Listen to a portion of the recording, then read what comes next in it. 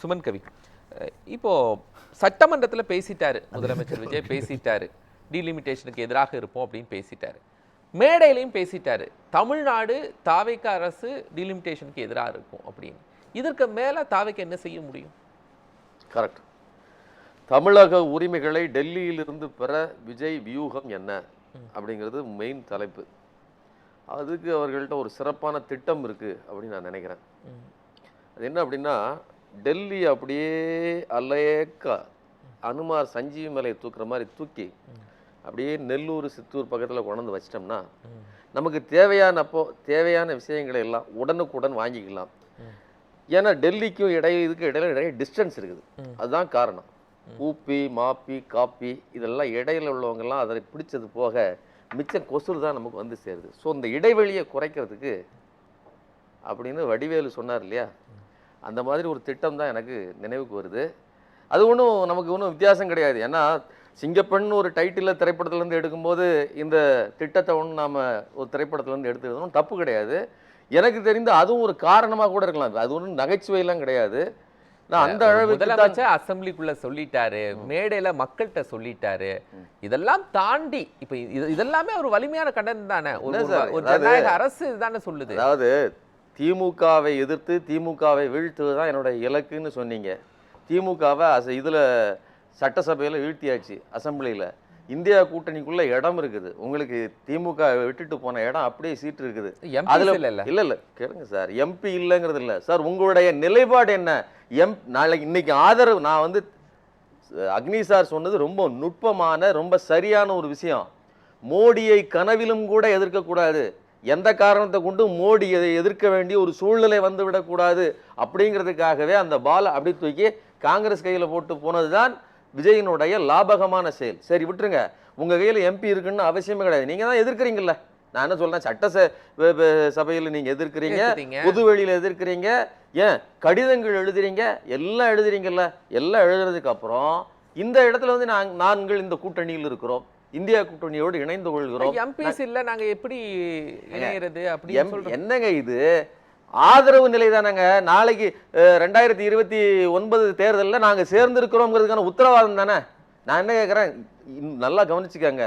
வருகிற உள்ளாட்சி தேர்தல், அதுக்கப்புறம் 2029 தேர்தல், எல்லாவற்றிலும் நாங்கள் இணைந்திருப்போம்னு சொல்லி காங்கிரஸ் சொல்லுதே தவிர விஜய்க்கு அந்த எண்ணம் இருக்கிற மாதிரி நமக்கு தெரியவே இல்லை. அப்படி இருந்திருந்தால் இந்த கூட்டணியில் தாராளமாக இணைந்து கொண்டிருக்க முடியும். காங்கிரஸ் கூட்டணியில் இருக்கிற பொழுது என்ன உங்களுக்கு என்ன வேற எந்த சக்தி வரப்போகுது, என்ன பிரச்சனை வரப்போகுது அவருக்கு? அதை விட அப்புறம் ஏங்க நான் என்ன கேட்கிறேன், காங்கிரஸுக்கு உண்மையிலே அதாவது காங்கிரஸ் கிட்ட ஒரு அடிப்படை அறம் இருந்தா, நான் என்ன கேட்கிறேன், திமுக எந்த திசைக்கு போகணும், திமுக எங்க வரணும் அப்படிங்கறது நீங்க ஏன் உட்கார்ந்துட்டு பேசிட்டு இருக்கீங்க? விஜயிடம் கேட்க முடியாததை விஜயிடம் அழுத்தம் கொடுத்து நீங்க வாங்க நம்மோடு சேர்ந்து நில்லுங்கள், உங்களுடைய குரலை மட்டுமாவது எங்களுக்கு கொடுங்க, நாமெல்லாம் எழுந்து பேசுவோம். டீலிமிட்டேஷனுக்காக ஒவ்வொரு முறையும் வந்து பேப்பர் வச்சு ஸ்கிரீன் போட்டு எல்லாமே எங்களுடைய தலைவர் பேசி கொண்டிருக்கிற, வாங்க எங்களோட நின்னுங்கன்னு சொல்ல வேண்டியதானே. செல்ஃபி எடுக்கிறதுக்கு முடிந்த இவர்களால் கொள்கையில் ஒன்றாக இணைந்து நிற்பதில் என்ன பிரச்சனை? அப்போ விஜயை நாங்கள் அழுத்தம் கொடுக்க மாட்டோம். இந்தியா கூட்டணியில எந்த கொள்கையில இருந்து விஜய் மாறி நிக்கிறாரு?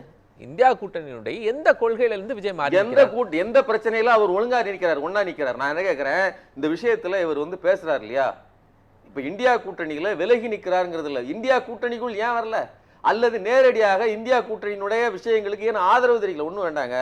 இப்ப இந்த மழைக்கால கூட்டத்தொடர் நடக்குது. இப்ப நீங்க வந்து உங்களுடைய நிலைப்பாடு என்ன? இப்போ தமிழ்நாட்டுல மேகதாட்டு பிரச்சனை இருக்குது, சரிங்களா? காங்கிரஸ் வந்து இப்ப நான் சார் என்ன சொன்னாதுன்னா, வரும் ஆனால் வராது, அதாவது டீலிமிட்டேஷன்ல காங்கிரஸ் ரொம்ப தெளிவா வேலை செய்யும், அது வந்து மாநிலங்களின் உரிமை அப்படின்னு பேசும். காங்கிரஸ் இந்த மேகதாட்டு விஷயத்தில் என்ன முடிவு எடுக்கிறது, விஜய் என்ன முடிவு எடுக்கிறார்? விஜய் தெளிவா சொல்லிட்டார்ல, தமிழ்நாட்டுக்கு எதிரான நிலைப்பாடு மேகதாது அணையில இருந்தா கண்டிப்பாக தமிழ்நாடு எதிர்க்கும், இந்த அரசு எதிர்க்கும் அவர் சொல்லிட்டார்ல. விஜய் அந்த இதுல கிளாரிஃபை பண்ணிட்டார். நீங்க விஜய் வந்து இதை நாங்க வந்து என்ன சொல்றதுன்னா, உங்கள் கையில அதிகாரம் இருக்குது. இப்போ நீங்க சார் வந்து எப்படி சொல்றாங்கன்னா, ஒரு முதலமைச்சராக இருக்கும்போது ஸ்டாலின் அனைத்து கட்சி முதலமைச்சர்களையும் கூட்டினாரு.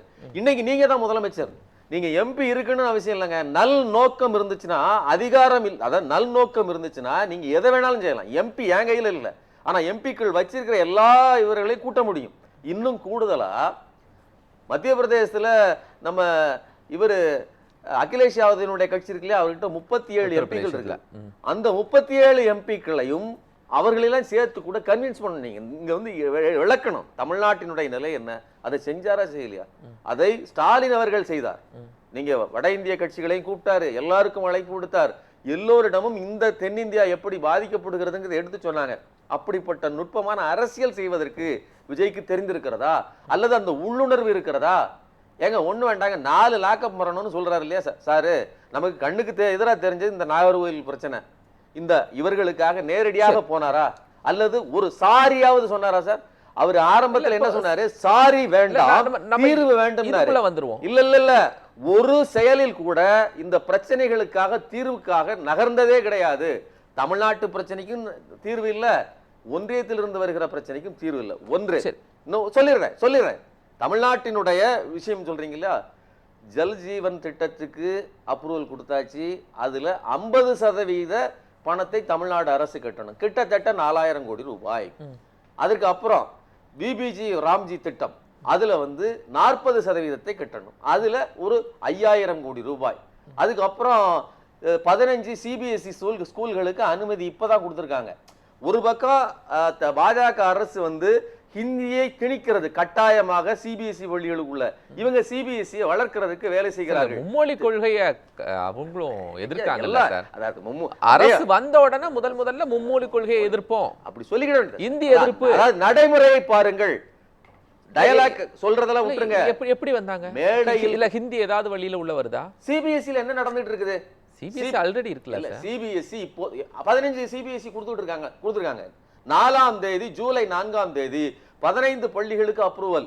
இதுக்கு சேர்ந்து இன்னொரு செய்தி, 3 தேனி மாவட்டத்தில் 3 அரசு பள்ளிகள் மூடல். ரெண்டையும் ஒப்பிட்டு பாருங்க. எதேச்சியானது கிடையாது. விஜய் செயல்படுவார், பேச மாட்டார். மதுரை மாவட்டம் விஜய் பேசுவார், செயல்பட மாட்டார்னு சொல்றாரு. செயல்படுவார், பேச மாட்டார்னு சொன்னாங்கல்ல, அதுதான் பொருள். மோடியும் அதிகமா பேச மாட்டார், அவர் வந்து செயல்படுவார். ஆர்எஸ்எஸ் பேசாது, செயல்படும். அப்ப பாஜகவினுடைய திட்டங்களை, அது காலால் இட்ட திட்டங்களை இவர்கள் தலையால் செய்து முடிக்கிற ஒரு அரசாகத்தான் இது இருக்கிறது அப்படிங்கறத இது காட்டுது. இப்ப ஸ்டாலின் இத முன்னெடுக்கலாம்ல. அவர் ஸ்டாலின் கூட ஒரு அனைத்து கட்சி கூட்டத்தை நடத்துறதுக்கான ஒரு சீனியர் லீடர் தானே. இந்தியாவுல ஒரு டாலஸ்ட் லீடர் ஸ்டாலின்.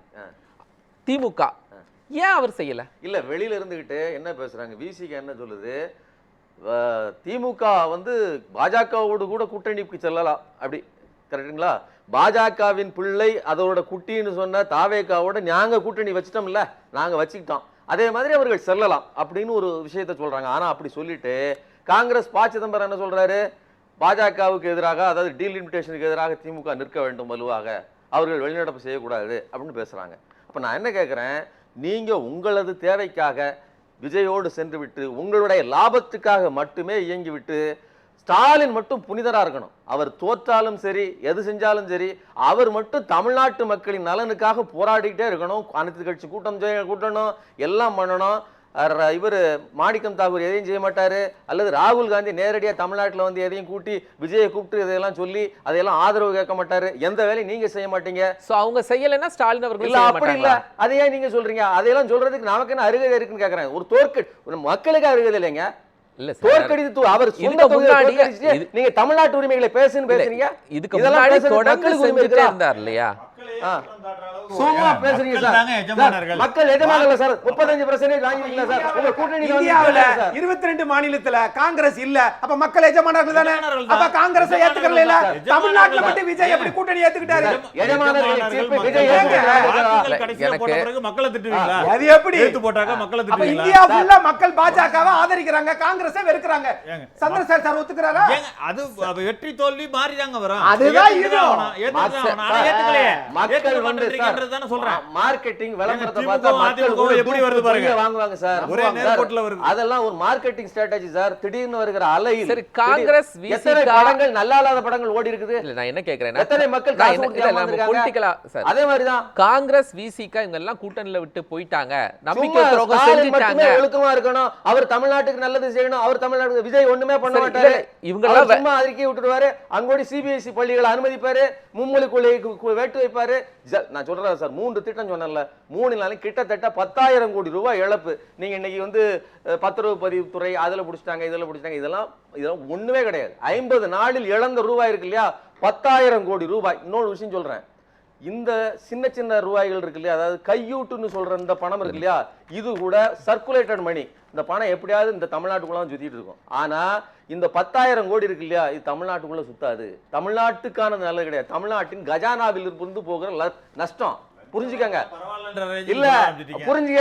இல்ல இல்ல 10,000 கோடி ரூபாய் இழந்துட்டு லஞ்சத்தை பத்தி பேசுறதுக்கு அருகதை கிடையாதுங்கிற. பழனி கோயில் சொத்தை வித்தது லாபம் நல்லது. ஊழல் பண்ணிட்டு லஞ்சம் 500 ரூபாய் 5000 ரூபாய் பிடிச்ச இது பண்ணவன புடிச்சு நாங்க கோயில் சொத்தெல்லாம் விக்கலாம் காட்டுறது இந்த தமிழ்நாட்டுக்குள்ள தான் சுத்துன்னு சொல்றாரு. கோயில் சொத்தெல்லாம் விக்கலாம்னு தான் சொல்றாரு. இப்போ நான் அடுத்தது நாஞ்சூர் கொல்லப்பட்ட போறதுக்கு முன்னாடி சரி, ஸ்டாலின் ஏன் இன்னும் இந்த மழைக்கால கூட்டத்தொடர் வருது, தமிழ்நாட்டுக்கு எதிராக இதெல்லாம் வருது அப்படின்னு ஏன் ஒரு அனைத்து கட்சி விசிகா வெளில போயிட்டாங்க, காங்கிரஸ் வெளில போயிட்டாங்க, கம்யூனிஸ்ட் வெளில போயிட்டாங்கிறதுக்காக நான் அரசியல் செய்ய மாட்டேன்னு இருக்கிறாரா? தமிழ்நாட்டின் உரிமைகளுக்காக குரல் கொடுக்க மாட்டேன், கூட்டம் நடத்த மாட்டேன் இருக்கிறாரா? இல்லைங்க, நாளைக்கு கூட்டம் நடக்குது சார். இன்னைக்கு வரைக்கும் திமுக இதையும் செய்யல. இன்னைக்கு டிஆர் பாலு அவர்களும் திருச்சி சிவா அவர்களும் சேர்ந்து மீட்டிங் பிரஸ் மீட் கொடுத்தாங்களே, பாத்தீங்களா பார்க்கலையா? அதுல தெளிவாக சொல்லியிருக்காங்க, டீலிமிட்டேஷன் விவகாரத்தில் அவர்கள் என்னென்ன மாற்றங்களை செய்திருக்கிறார்கள் என்பதை படித்து விட்டு அதற்கு எடுத்த ஏற்றால் போல் நாங்கள் கண்டிப்பாக எதிர்த்து நிற்போம். தன்னளவில் அந்த கட்சி இன்னைக்கு இல்லை, என்னைக்குமே தயாரா தான் இருக்குது. இன்னும் கூடுதலா விஜய் ஒரு கூட்டம் கூட்டி அனைத்து கட்சி கூட்டம் கூட்டினா அதுல முதலாளா கலந்துக்கிட்டதுக்கு தயாரா இருக்காங்க. கூடுதலா நாங்கள் அனைத்து கட்சி கூட்டம் நடத்தணும்ல. இல்ல அது இல்லை இல்ல அது திமுக செய்யணும். திமுகக்குள்ள மக்கள் நீதி மையம் இன்னைக்கு இருக்கு, மக்கள் நீதி மையம் இருக்கு, தேமுதிக இருக்கு, இவங்களுக்கு எல்லாம் நாடாளுமன்ற உறுப்பினர் இருக்காங்க. அவங்களுக்கு அந்த ஒரு கூட்டம் போட்டு இதுதான் இந்த முறை செய்யணும் அப்படின்னா வெளிப்படுத்தணும். அது கூட செய்யக்கூடாது. அவர்களுக்குள்ள திட்டம் இருக்குங்க. நீங்க முதல்ல நான் என்ன சொல்றேன், அத கூட செய்யல இன்னைக்கு as of now. இப்ப வரைக்கும் நாளை கூட்டம் நடக்குது. இன்னைக்கு வரைக்கும் திமுக அவங்க கூட்டணி கட்சி கூட்டத்தை கூட நடத்தல சார். அவர்களுடைய நிலைப்பாடு அவர்கள் தெளிவாக இன்னைக்கு ஈவினிங் சொல்லியாச்சு. நீங்க மறுபடியும் நீ நான் தீய கொளுத்தி வச்சிருக்கிறேன், நீ முழுந்து கற்பு நிரூபிச்சு காட்டு அப்படின்னு திமுகவை குற்றஞ்சாட்டுல காட்டுற அக்கறையை முதல்ல விஜய் கிட்ட சொல்லுங்க. விஜய் இதுவரைக்கும் வந்து எந்த பிரச்சனைக்கான தீர்வை கொடுத்திருக்கிறார்? அல்லது தமிழ்நாட்டுல எம்பி இல்ல சார், திமுக எம்பி இருக்கு, மக்கள் நீதி மையத்துல எம்பி இருக்கு, தேமுதிக எம்பி இருக்கு. பெண்கள் விவகாரம் நின்னு போச்சா? நாளைக்கு நாடாளுமன்றம் சார் தமிழ்நாட்டின் உரிமை போக போகுது இல்ல சார். மாநில உரிமைன்னு போடுறீங்க, மாநில உரிமை தானே. டெல்லியில இருந்து விஜய் மாநில தமிழக உரிமை தானே சொல்றீங்க. தமிழக உரிமையில நான் 3 விஷயம் சொல்லியிருக்கிறேன். ஜல்ஜீவன் திட்டம் சொல்லியிருக்கிறேன், பிபிஜி ராம்ஜி சொல்லியிருக்கிறேன். இத்தனையிலும் சேர்த்து 10,000 கோடி ரூபாய் நாம இழந்திருக்கிறோம்.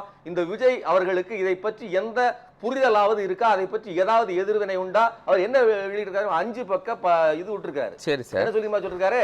அதாவது விபிஜி ராம்ஜில சொல்லியிருந்தேன், விபிஜி ராம்ஜில நீங்கள் வந்து முழு தொகையும் தர வேண்டும். சரிங்களா? நீங்க எங்களுக்கு 40% சொல்லக்கூடாது, நாங்க இதனால 5,000 கோடி இழக்கிறோம். யாரு? அவரே ஒத்துட்டு இருக்கிறாரு. தமிழ்நாடு அரசு 5,000 கோடி ரூபாய் இழக்குதுன்னு சொல்லி அவருடைய அந்த லெட்டர்ல இருக்குது. அது போக இந்த இடைப்பட்ட காலம் இருக்கு இல்லையா, அதுல வந்து அதாவது நீங்க வந்து ஒரு குறிப்பிட்ட காலம் வந்து இடைவெளி விடுறீங்க. அந்த இடைவெளியை எங்களுக்கு தேவையான மாதிரி இந்த மாநிலத்துக்கு தேவையான நாங்க வடிவமைக்கணும் இப்படின்னு சொல்லி ஒரு 3 நிபந்தனை வச்சிருக்காரு. நல்லா புரிஞ்சுக்கங்க. இன்னைக்கு வேறு நிபந்தனை அப்படி மென்மையான அழுத்தம் அப்படி அடியேன் சொல்லுகிறேன் தயவு செய்து கேளுங்கள் என்கிற அளவுக்கு எழுத முடிந்தவரால் அன்னைக்கு ரோட்ல இருந்து என்ன பேசுறீங்க? பாஜகவோடு நீங்கள் ரகசிய டீலிங்ல இருக்கிறீங்க, நீங்க அதனாலதான் எதிர்த்து பேச மாட்டேங்கிறீங்க. நீங்க இப்படி சும்மா டக் ஆஃப் வார் பண்ணாதீங்க, எதிர்த்து சும்மா பேசுறதுனால எதுவும் நடக்காது அப்படின்னு சொன்னார். இப்ப என்ன நடந்துருச்சு? தமிழ்தாய் வாழ்த்து சொன்னீங்க, சேர்த்து எல்லாத்தையும் பாடிட்டு போயிட்டாங்க. பிரேமலதா விஜயகாந்த் டீலிமிட்டேஷன் பத்தி எந்த கருத்தையும் தெரிவிக்கல, கமலஹாசன் தெரிவிக்கல. 2 பேரும் திமுக கூட்டணியில தான் இருக்கிறாங்க. அவங்களுக்கான நிலைப்பாடு என்னங்கறத திமுக தான என்ஷூர் பண்ணனும். என்ன நிலைப்பாடு எடுக்குமோ அதை அவர்கள் செய்வார்கள். ஒண்ணு இல்ல அப்படி முடிவு எடுத்துட்டாங்களா? இல்ல அதை செய்வாங்க. நீங்க அப்படி நீங்க டென்ஷன் ஆகுறீங்க. விஜய் இல்ல ஒரு கூட்டம் நடத்தல சார். எம்பிஸ் யார் இல்ல. உங்களுடைய கேள்வி என்ன? தமிழக உரிமைகளை டெல்லியில் இருந்து பெற விஜயின் வியூகம் என்னதான்? திமுகவின் வியூகம் என்ன? கிடையாது. இந்தியா கூட்டணி சிதறி கிடக்காதான் சொல்லிட்டீங்களே நீங்க டைட்டில்ல. அப்புறம் மீண்டும் ஏன் இந்த திமுக என்ன செய்யுது திமுக என்ன செய்யுன்னு கேக்குறீங்க? டைட்டில் என்ன கொடுத்துறீங்க? விஜயின் வியூகம் என்னதானே? திமுக நீங்க எம்பி இல்லைங்க, எம்பி இல்லைங்க, அதனால பேச மாட்டாருன்னு சொல்லிட வேண்டியதானே? இல்ல திமுக என்ன செய்யும் அப்படிங்கிறது இருக்குல்ல. என்ன சார் மறுபடியும் பேசுறீங்க சார்? திமுக சார் மறுபடியும் சொல்றேன், இல்ல, சுமன் ரவி சார், திமுக என்ன செய்யும்னு கேட்க கூடாதா நானு?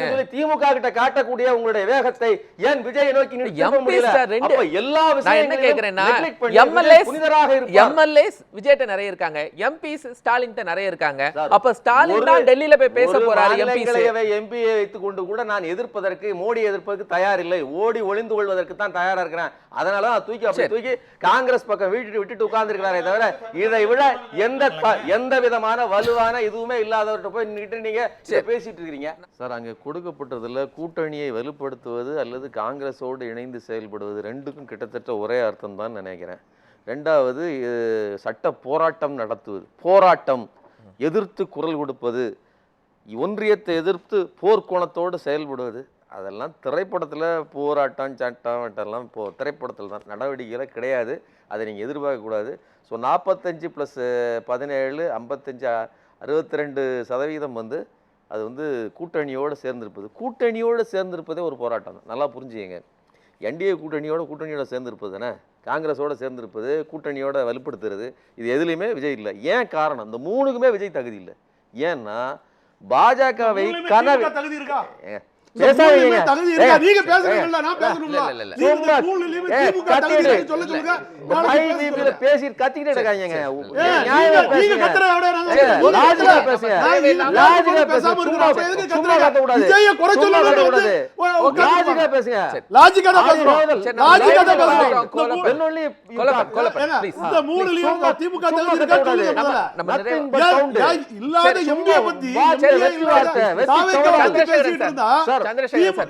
எம்பியோட இருக்கிற திமுக பேசணும்ல, தகுதி இருக்குன்னு சொல்லட்டும். என் கட்சிக்கு தகுதி இருக்குன்னு சொல்லட்டும். சார், விஜய் ஆதரித்து பேசுகிறவர் வெற்றி சவடால்களை பேசுகிறார். அப்ப திமுக ஆதரித்து பேசுறார். ஒண்ணு இல்லாத டம்மி பீஸ் பேசுறவங்க விஜய் பேசுறேன்னு டம்மி பீஸா வராங்க. டம்மி பீஸா வந்து உட்கார்ந்து விஜய்க்காக பேசுறாங்க, விஜய் எதிர்த்து பேசுறாங்க. அதான் உண்மை. நான் வந்து அங்க காட்டுன நம்பரை பத்தி பேசிட்டு இருக்கேன். இத பத்தி நான் அதுதான் சொல்றேன். உங்க நம்பருக்கு தான் நான் சொல்றேன். இதோட டிசைன், இந்த கூட்டணி எதுக்காக வந்திருக்காங்கங்கிறது நான் தெரிஞ்சுக்கிறேன். சந்திரன் வெறும் டம்மி பீஸ். சந்திரன்